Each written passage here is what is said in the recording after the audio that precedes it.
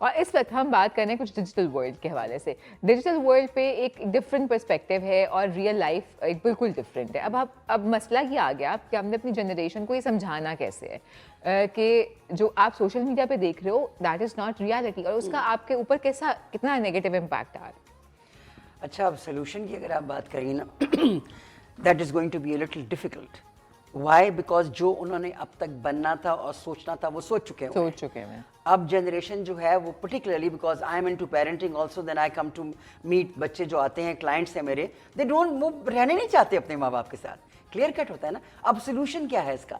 Solution तो मेरे ख्याल में फिर वही वाली कहानी होगी कि इकट्ठे बैठना शुरू कर दें माँ बाप और तानाजनी कम करें, सार्कज़म अपनी ज़बान में से निकाल कर उनसे एक ऐसा रिश्ता जोड़ने की कोशिश करें जो उनसे नहीं जोड़ रहा। उनका रिश्ता, हमारी औलाद का अब जो रिश्ता है वो सोशल मीडिया से ही है, लैपटॉप से है, सेल फोन से है, क्योंकि उसमें लिए आसानियां बहुत हैं। उनको इजी रहता है। यूट्यूब पे बैठे हुए हैं तो वो ढेर सारी वीडियोस देख रहे हैं, एंजॉय कर रहे हैं, उनके लिए एंटरटेनमेंट है, बट वो एंटरटेनमेंट कब उनके लिए खतरनाक हो जाएगी ये हमने रियलाइज करना है। ये हमने बिल्कुल रियलाइज कराना है। नहीं तो फिर सख्ती करेंगे तो फिर तो वो नहीं सुनेंगे। आप उन्हें सख्ती करेंगे, मैं तुम्हारा टैब बंद कर रही हूँ 2 घंटे के लिए, कर दे बंद। अब डिपेंड करता है आप किस एज ग्रुप की बात कर रहे हो। अगर आपने टैब बंद करना है तो उसकी एज क्या है? अगर तो वो 14 साल या 12 साल से ऊपर है तो he is not going to give you any attention. आप टैब बंद करें, बाहर बड़ी दुनिया में टैब मिलते हैं, कॉमन मिलते हैं। ऐसे लोगों ने क्लब्स बनाए हुए जहां पर जाकर you can just sit and do whatever you want to do. So you see, हर चीज का तोड़ तो है, लेकिन उसके बाद जो उस तोड़ का तोड़ है वो बड़ा खूबसूरत नहीं है। तो उसमें ये मतलब है कि पेरेंट्स फिर वहां पे दोस्ती वाला एलिमेंट लाना पड़ेगा, समझाने वाला एलिमेंट लाना पड़ेगा, और ये उनको समझने की कोशिश करनी पड़ेगी, और ये शुरू से करना पड़ेगा। यानी कि अभी भी जनरेशन को अगर शुरू से पकड़ लिया जाए और अच्छी बातें उनको बताई जाए, इट्स नॉट दैट कि उनकी हर चीज बंद कर दी जाए, बिल्कुल हर चीज में रखा जाए, टेक्निकली, इमोशनली, व्हाटएवर। देखिए इसके बगैर अब गुजारा भी नहीं है ना। अब ये gadgets, this is a part of life, इसके बगैर अब गुजारा भी नहीं है। तो इसका पॉजिटिव यूज कैसे करना है ये थोड़ा सा हमने गाइड करना है, और उसके लिए ज़रा हमें समझ आना भी बड़ा जरूरी है। जी, वही मैंने कहा ना कि पेरेंट्स को चाहिए कि वो अपने आप को अपडेट करें।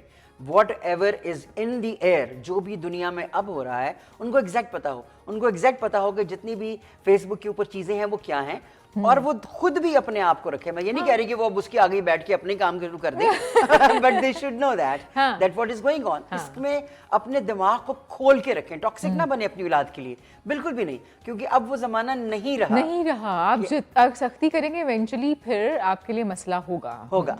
इसलिए एक नरम लफ्ज इस्तेमाल करें, मोहब्बत का रिश्ता रखें, और शुरू से। अब तो जो बड़े हो गए ना जरा उनके लिए मुश्किल होगा, लेकिन अब जो छोटे बच्चे हैं 2, 3, 4, 5, 6 ईयर्स के, उनको रोक लें।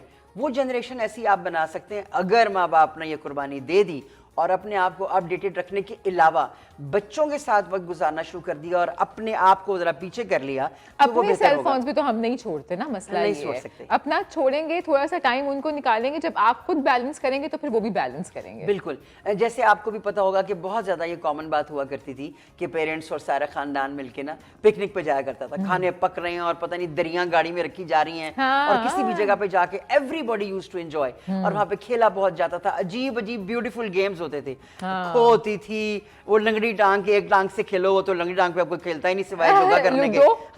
योगा करेगा तो एक टांग पे खड़ा होगा। तो there was so many things. कीड़ी काड़ा हुआ करता था, जैसे स्टापू कहते हैं, वो जो पत्थर पे मारते हैं, वो क्या कहते थे भाई? पता नहीं। ये मुझे लगता है ये वाला मेरे से पहले का है। कुछ उसे भी कुछ कहते थे। तो अब वो नहीं रहा। उससे एक लिंक पैदा होता था फैमिली के साथ, खाला, मामू, चाचा, दादा, नानी, सबके साथ। फैमिली से भी दूर हो गए ना, हर चीज अलग हो गई ना। अब जनरेशन जो है वो डी जनरेट हुई है।